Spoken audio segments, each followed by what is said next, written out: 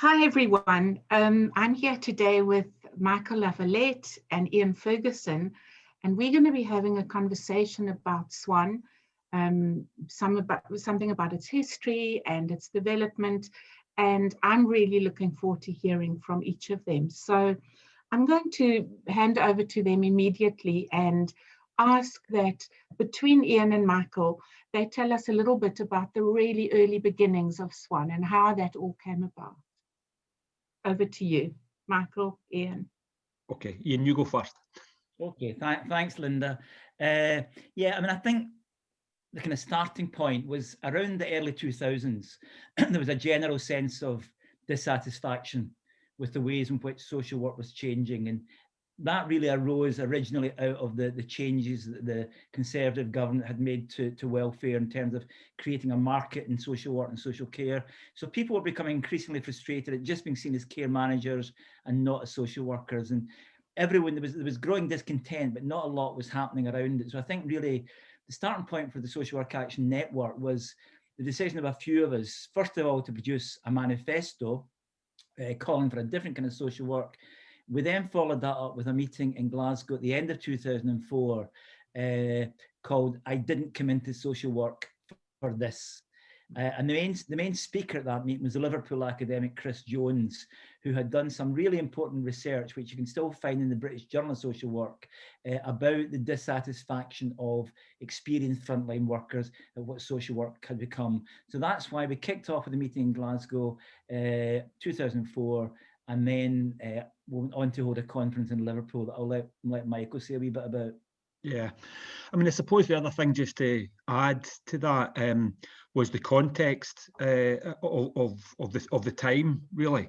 So probably around most of the world, through the 1980s and through the 1990s, there had been the move towards neoliberalism, and probably the social movements and the trade union movements had been on the back foot. There were still really important struggles, but they were a bit defensive. But at the end of the 1990s at Seattle, we saw the growth of the anti-capitalist movement or the global justice movement.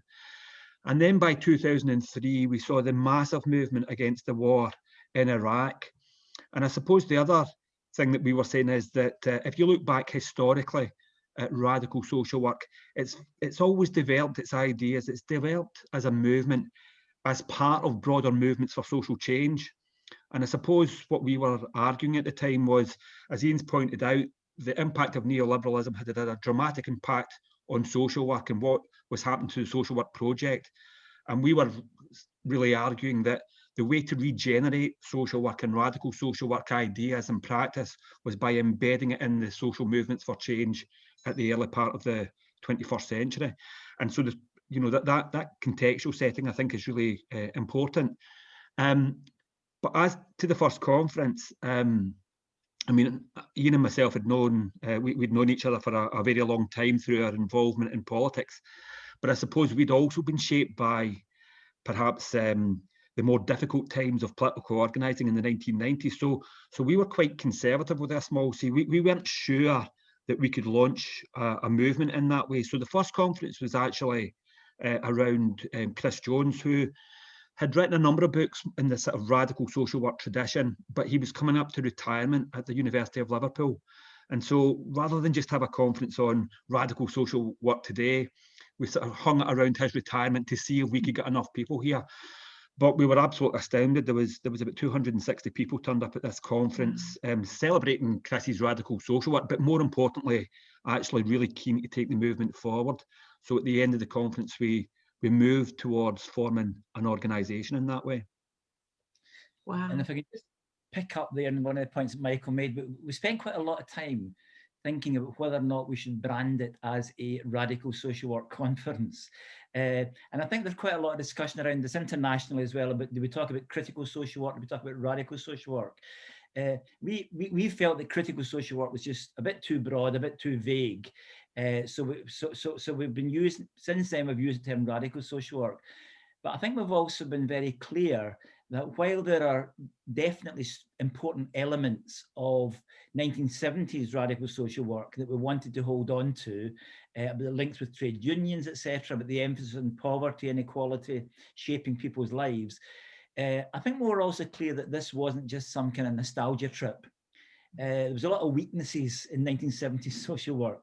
And I think one of the big differences, and it's come to characterize Swan, I think, ever since, is that we were clear that in the past, social work, even more progressive forms of social work, Fabian social work, etc., had often been pretty paternalist and top down. So really from the beginning, we were keen that the voices of service users and representatives of the service user movement should be at the heart of Swan. And so we had that first conference in 2006, but we've actually had, until COVID stopped us, we've actually had annual conferences every year since then.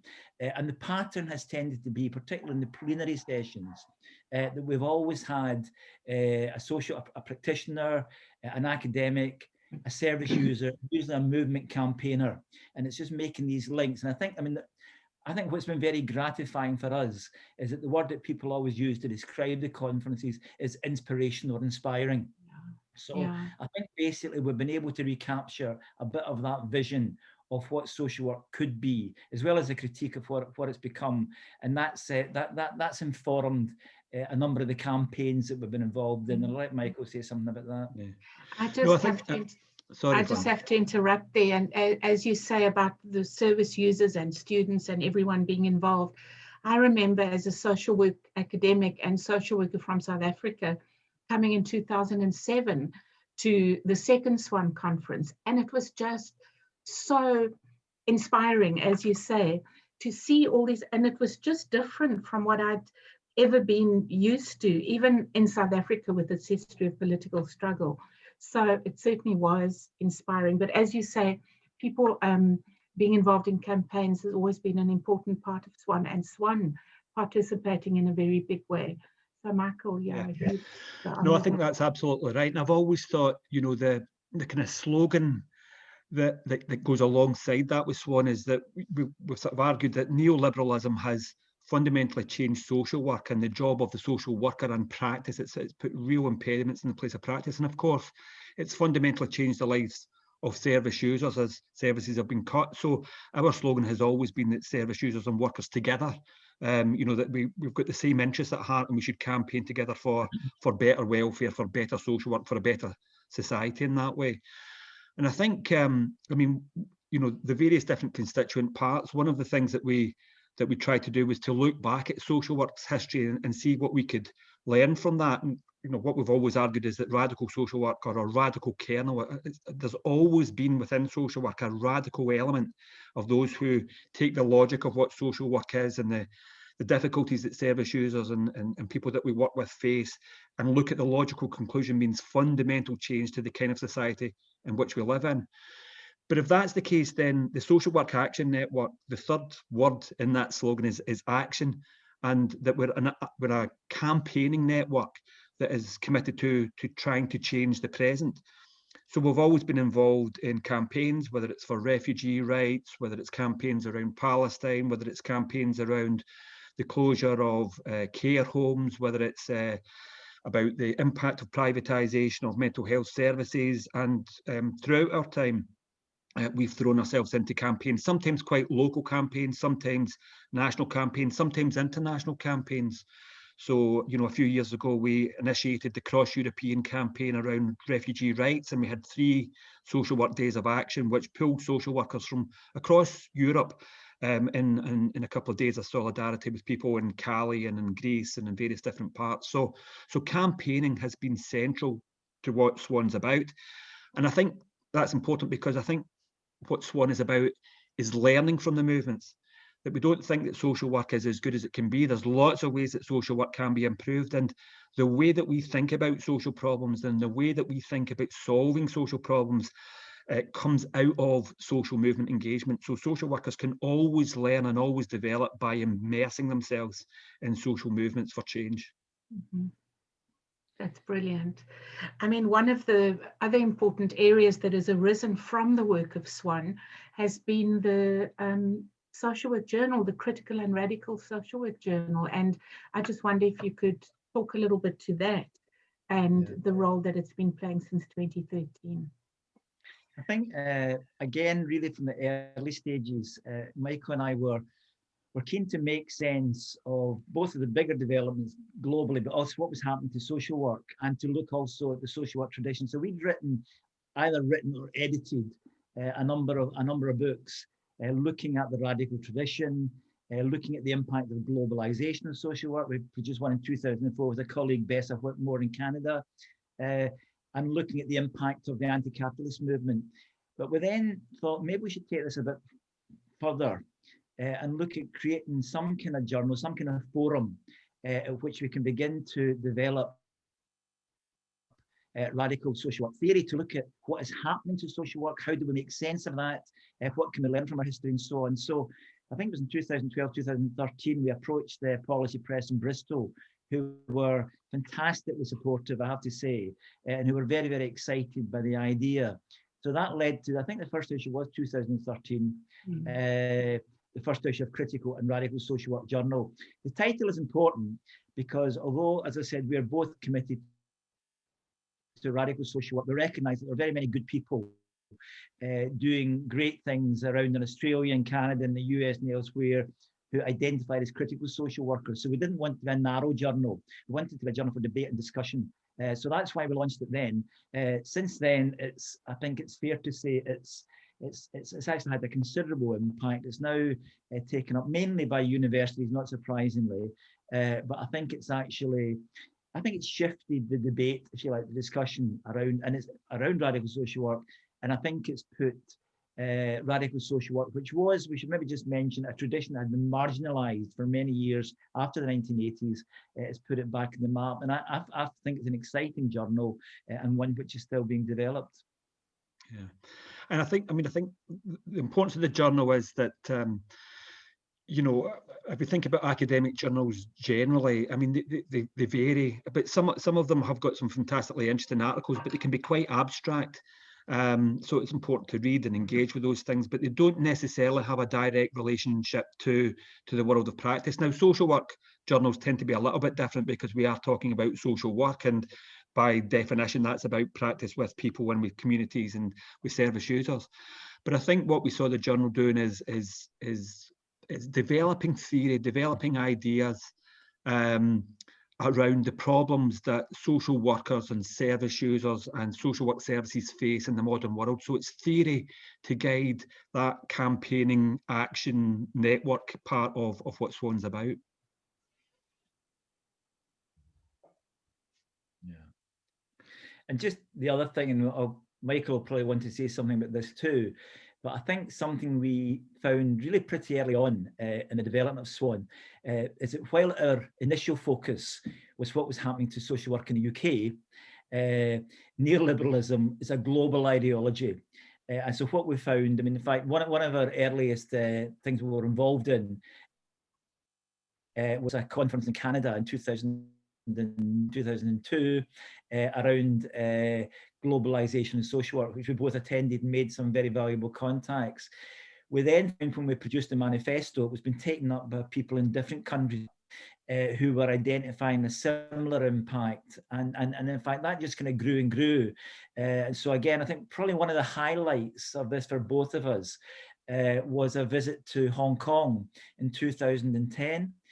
Where we met with young welfare workers and social workers in a community centre, about 30 young workers who were desperate to talk about radical social work and had their own organisations. So I think the international aspect of Swan's work has been there from the beginning, but more recently, and I think again it's a real step forward for Swan, I think a very important development is the creation of Swan International, and I'll let Michael say a wee bit about that.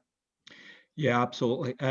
You know, so you know, I suppose we're in a privileged position as academics that we could go to international conferences, but at every international conference that we went to or that we were invited to, we took part in the conference, but we tried where at all possible to make links with local campaign and social work groups, to hold fringe meetings at those conferences for radical social workers to coalesce together. You know, I remember almost being swept off my feet at one conference in Sweden, where we called a fringe meeting in which it was quite busy until all our Brazilian comrades suddenly came along, and there was twice as many people in the room than there had been before, and it was very exciting to be in a room with people from South Africa and Greece and Turkey and Australia and Canada and Brazil and Chile, and so there's always been that international aspect. I suppose the thing about Swan Eye is that the opportunity to create a more formalised international network of Swan type groups really came about through the pandemic. The horrors of the pandemic, of course, we can talk about and we'll cover in the conference. But what we suddenly realised was that we were being forced to teach, to work, to engage as social workers, a lot of time through Zoom meetings or through various different platforms. But that did create an opportunity for us, and it created an opportunity that we could have international webinars where we could have social work practitioners from around the globe sharing their experiences of responses to COVID.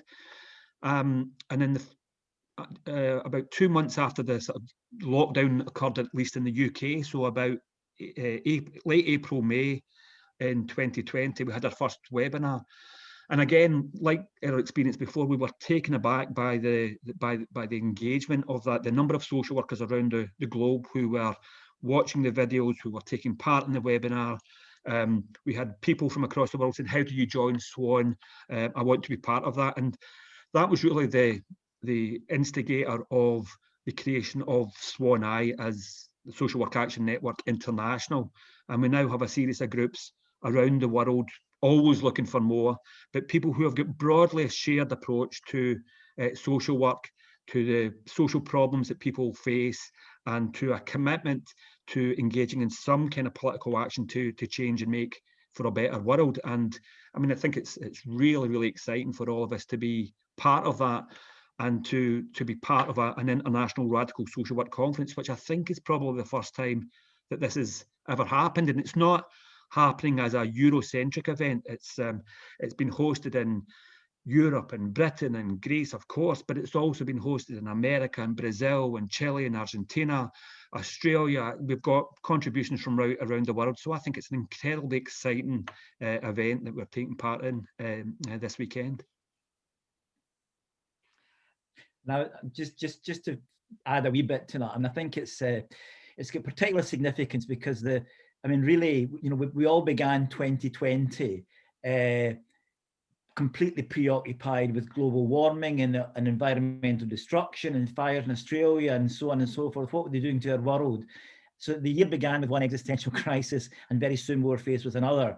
And I think in 2021, we talk about there's COVID, there's environmental crisis, the economic crisis, there's a Black Lives Matter in response to the horrors of racism. So I think it's a pretty crucial time for the planet and for the people. And I think in that situation, I think the question that it really poses for the social work profession is, how are we going to respond to this?